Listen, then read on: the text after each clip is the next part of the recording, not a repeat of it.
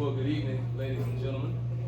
We want to welcome you to this community meeting on behalf of Mayor Hunter and the city of Lake Charles. We are glad that you came to join us on tonight. Tonight is an important night. We are here to have what is known as the FEMA community meeting. It's for personal property debris removal. It's a program that the city is partnering with the HGA experts who are here, and they're going to introduce themselves in just a second. But we wanted you all to be fully informed of the opportunity that we have with the city and with HGA. And so, without further ado, we thank you for coming, and we'll let them take it away. Thank you, I appreciate it. Go ahead. A second, I thank you for coming out tonight. We wanted to take, my name is John Kropog, K-R-O-P-O-G. We are working with the city, with Lake Charles, to help manage the private property debris removal program that allows for residents to have their properties and structures cleaned due to hurricane law. So we provided a presentation to the city council a month ago to start this program, and based on that presentation, council, the mayor, and the leadership decided that it would also be beneficial to have town hall meetings so that we could get a chance to talk directly to you, the residents and citizens of Lake Charles. So joining me tonight, my teammates, Tanisha Bates. She's gonna be working, she works on the intake side. And so when the residents, when you all call the number or send the email that we made public, Tanisha is the one that responds, and maybe some of y'all may have talked to her, maybe not. And then our supervisor, Tyson Hackenberg, is here as well. He's the vice president of the company. So, what is PPDR? As I often said, PPDR is private property debris removal, and then demolition of unsafe structures damaged by the hurricane is also part of that private property debris removal program. So, the two parts, debris and demo, the two separate parts make up the overall program. As we said, PPDR. Keep talking about that to make sure that you understand exactly what the acronyms are and what the program is. So let's talk about the two legs. So the first leg is debris removal.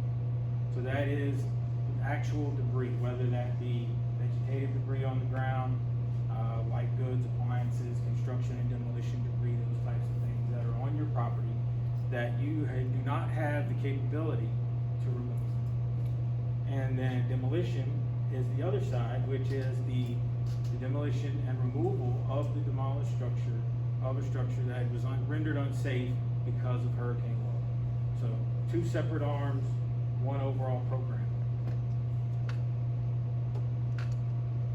So we talk about debris, we talk about the structure. So in order for anything to be removed, it has to be eligible, whether that is a leaning tree or an unsafe structure.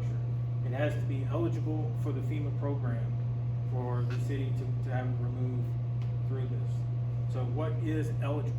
Well, eligible is that debris and or structure has to eliminate threats to public health and safety.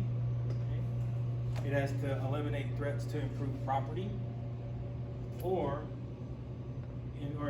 eliminate the threats to the economic recovery of the area. So those three main items are what determine ultimate eligibility. So spend some time on each of the arms, the debris and the demolition. So debris, as we talked about, debris is specifically the actual debris on your property that is threatening public health and safety or threatening improved property. It may be your improved property, it may be your neighbor's improved property, it may be the city's improved property. So what does that look like? Well, there may be a tree that FEMA requires the tree to be 6 inches in diameter minimum, and that tree has to be leaning at 30 degrees.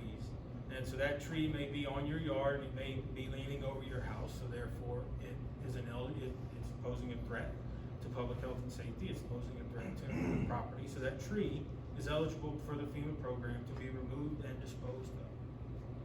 If that tree is leaning over your neighbor's house, the city right away, same instance. It's a threat to public health and safety, a threat to improved property. There may be limbs. You may have a tree with a limb that's hanging over your driveway, hanging over your house. neighbor's fence, etc. That limb has to be 2 inches in diameter or greater at the point of cut and has to be presenting that same threat to health and safety.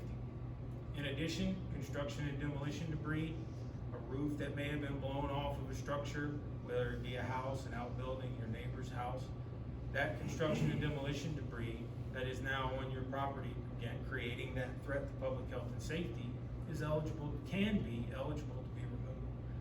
Not every time, but has the potential to be. And in addition, appliances, you may have appliances in the yard, there may be household hazardous waste, those types of things that are still there creating, now they're really a threat to public health and safety. They may be houses for, for varmint, critters, snakes, whatever, again, posing a threat to public health and safety. The whole point of the program, hopefully you're understanding in just these short couple of minutes, is it's about removing the threats to the public health and safety and to the improved property. So the second part is demolition. So the demolition is separate from the debris, is about the demolishing and removal of the debris created from the demolition of structures that are unsafe due to the hurricane. There are criteria that are involved, just like in debris, in making the structure potentially eligible for removal and to be part of the program. The structure has to be in imminent danger of collapse, rendered unsafe by the city, occupied prior to the event, and the damage to the structure has to be from the declared event. So it must be from Hurricane Laura, Delta, not prior to or after. If your structure, falls into those 3 categories, it has the potential to qualify for the program.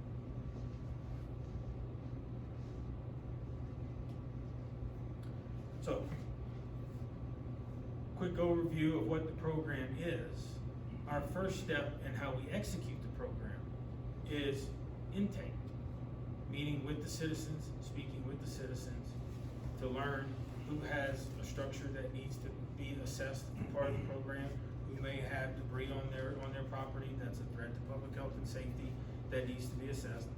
And at that point, that's where Ms. Tanisha comes in. Hello. So when you guys call in to the 337-443-7129 number, you get myself.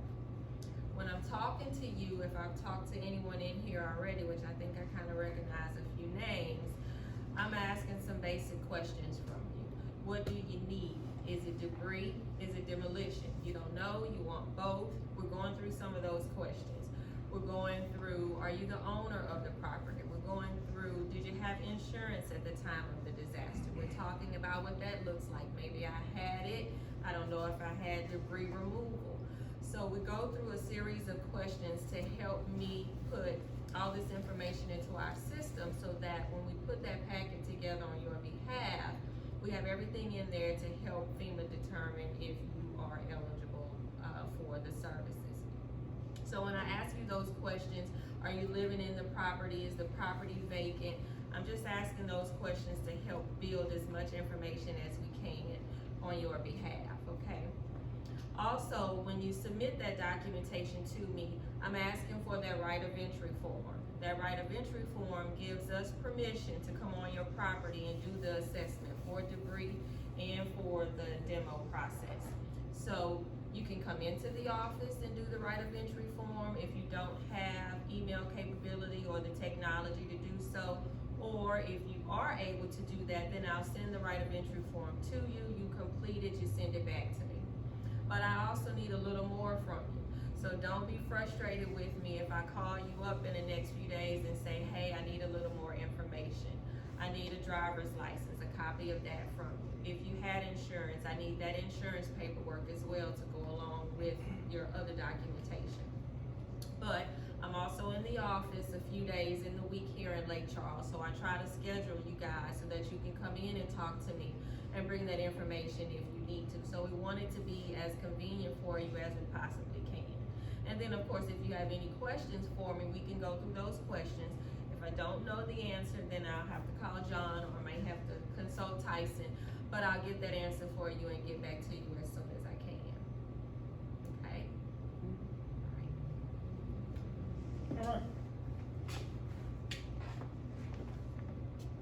intake, step one, identifying the potential addresses and the potential residences that need to be part of the program. Step two, well, we back up. So in addition to the voluntary intake of you, the citizens, calling, speaking with Tanisha, emailing, and entering the program through that lane, the city has also gone out and done an assessment on their side where they've identified properties that they feel may meet the program. So during that time, they've given us a list of these structures and these addresses, and then we're going out and then we're lumping that together with the voluntaries, with the call-ins, and to start scheduling assessments. What are those assessments? Those assessments is we're sending our trained staff to the field to understand what they're looking at, to take pictures, to write descriptions, to identify what is at that site, and A, is it damaged? B, is it damaged significantly? And making sure that they're capturing all the photos required by FEMA, ultimately to get approved, of the structure, outbuildings, and or debris that may be on the property. Once that assessment is complete, we then put that property condition worksheet, which is the result of those assessments, which is the description, the legal description of damage, the photos, that gets put into a document that we send to FEMA for approval. Once we have the approved addresses from FEMA, then we will start working with the contractors to start scheduling the removal and disposal of the debris and the structures as well. Okay, so that is the contractors are for, so you know, for time frame and scheduling purposes. Contractors require large groups of numbers. They're not gonna go out and do one address at a time. So there you will see lulls and you may see waves in the productivity in and about town. And that as we get 10, 20, 50 addresses, the contractors go to work. It may be a little time, a couple days, a week, who knows, before the next batch is ready and they're able to redeploy again.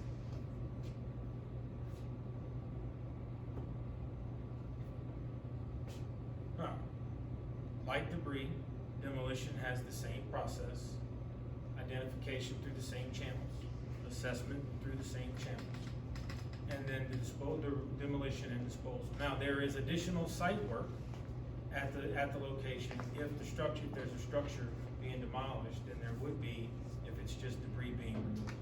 If it's just debris being removed, they're gonna go there, they're gonna look at what we wrote in the descriptions, they're gonna take their notes, their measurements of the debris, cut them down, pull stumps, remove it out of the way, and off they go. Demolition of structures requires site prep, requires before and after photos, it requires environmental and historical work on the front end to ensure asbestos, lead-based paint, the cutting of utilities, the capping of sewer lines, ensuring that there's no hazardous waste inside, household hazardous waste, paint thinners, those types of things, ensuring that the structure is actually vacant.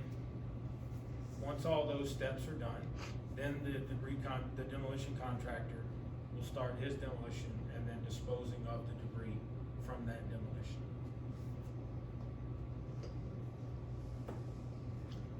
So we tried to make this as quick as we could, not quick, but as high level and as pointed as we could to give time for questions. We understand that it's a complicated program for those that are new to it. That's not lost on us. So we wanted to provide a high level briefing of what the program is and open it up for any questions that you may have.